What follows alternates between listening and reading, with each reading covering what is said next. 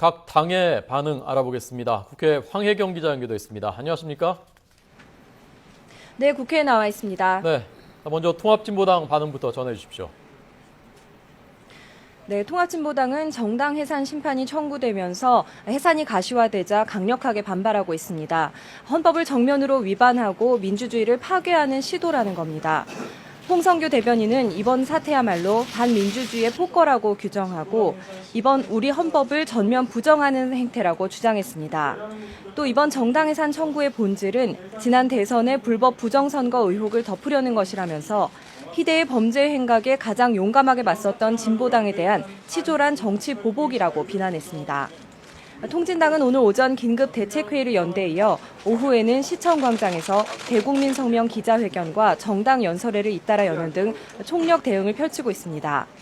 앞서 긴급 대책회의에서 이정희 대표는 헌정사상 유례없는 정당 해산이란 법조문을 들고 나와 당을 제거하려는 건 우리나라 민주주의 발전의 역사를 유신시대로 되돌리려는 것이라고 강력 반발했는데요. 잠시 들어보시겠습니다. 정통성 없는 정권, 부정으로 잡은 권력에 대한 국민의 비난을 잠재우기 위한 것임을 우리 국민들이 모를 리 없습니다. 이것은 진보당에 대한 탄압에 머무르는 것이 아닙니다. 민주주의에 대한 파괴행위입니다.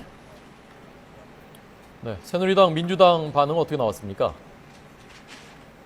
네, 정당 해산 심판이 청구된 데 대해 새누리당은 질서를 지키기 위한 불가피한 선택이라고 보고 정부의 판단을 존중한다고 밝혔습니다.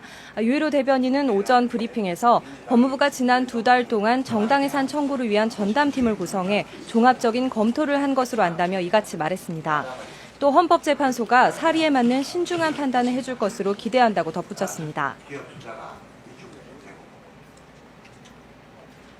헌법재판소는 정당 해산 청구안이 접수되면 헌법과 원칙에 따라 청구안을 면밀히 검토하고 신속한 결론을 내려서 더 이상의 혼란을 막고 대한민국의 헌법적 가치와 법 질서를 지켜주길 당부합니다.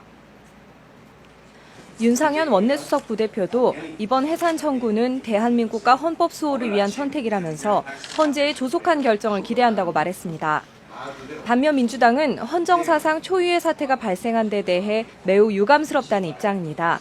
김관영 수석 대변인은 브리핑에서 대한민국 국민은 극단적 이념투쟁을 수용하고 녹여내서 선거를 통해 심판할 수 있을 만큼 성숙해 있다면서 이번 국무회의 상정이나 처리 과정이 충분한 여론 수렴 과정을 거치지 않은 점은 되짚어볼 대목이라고 지적했습니다.